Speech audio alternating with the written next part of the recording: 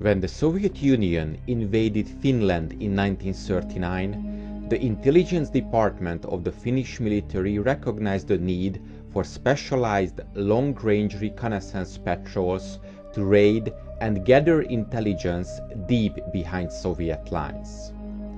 The first units were formed and trained in secrecy. However, the troops did see little action before the Winter War ended in 1941.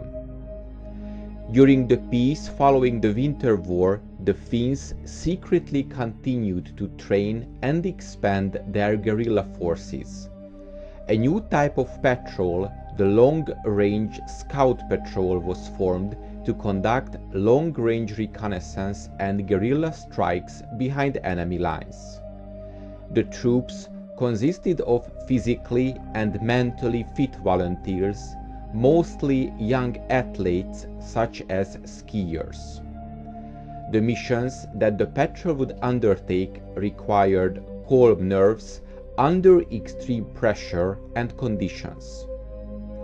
In 1941, 4 long-range companies were set up. A company at full strength consisted of 156 men and 15 women, but in reality companies never had enough personnel. The company was organized with 3 rifle platoons, each with 4 rifle squads. Each company also had a radio platoon with 11 soldiers. These were in constant contact with the headquarters in Finland. Finally, each company had a supply platoon which handled the company's logistic needs. The patrols had access to some truly innovative technology to help them conduct their operations. For example, they used a chemical liquid to confuse the dogs' sense of smell so they could evade Soviet patrols. They used special mines to deploy small minefields as well as improvised explosives.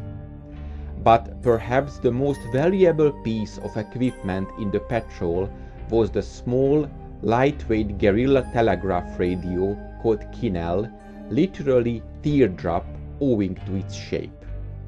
These innovative radios kept the patrols in constant contact with the HQ and gave Finnish intelligence critical information in near real time. The Finnish developed the model M10 in 1942, which was fully stabilized and weighed only 6 kilograms. The patrols wore standard Finnish military uniforms. Sometimes they would use a combination of Finnish and captured Soviet uniforms so as to confuse enemy patrols if spotted far away. While officially called rifle platoons, each patrol was primarily armed with highly accurate and reliable 9mm M31 Suomi submachine guns. However, at least one man in the patrol carried a rifle for long-range shooting. The platoon-sized patrols would enter into the Soviet Union through the loose Karelian front lines on foot or by skiing.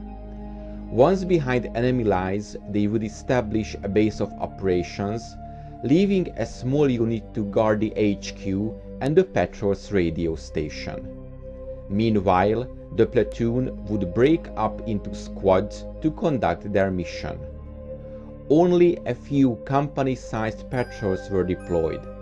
These were formed to conduct certain high-profile operations, such as striking well-guarded supply centers.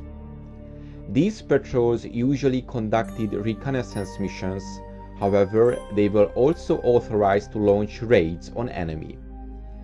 The typical raids targeted small convoys, Soviet officers, supply trains, and airfields. They also placed mines on important roads and railways and tapped into the Soviet communication lines to gather intelligence.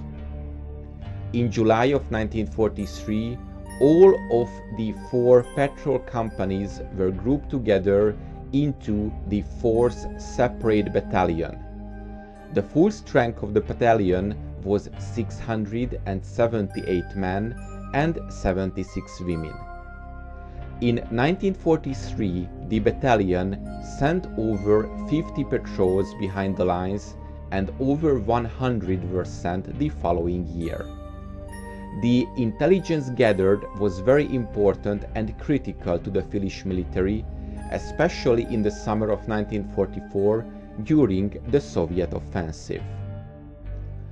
After the Continuation War, the Separate Battalion deployed against the Germans during the Lapland War before it was disbanded in November of 1944. After the war, NATO hired some former members of the 4th Battalion to spy on the Soviet Union's military bases on the Karelia Peninsula. However, NATO ended this type of spy operations in the late 1950s, since data were obtained from satellites. The experience gained from the remote patrol operations and the importance of the task were understood after the war in the Finnish defense forces, but it was difficult to utilize the experiences in the political environment of the time. It was also made difficult by the fact that several participants in the activity moved to a low profile, their home country, or went abroad. It was not until 1961 that the Parachute School was founded, where the principles and tasks of the long-range patrol operations were clearly reintroduced. I hope you enjoyed this episode, and to make sure you don't miss my future work, please make sure you are subscribed to my channel and press the bell notification button. Thank you, and see you in the next video.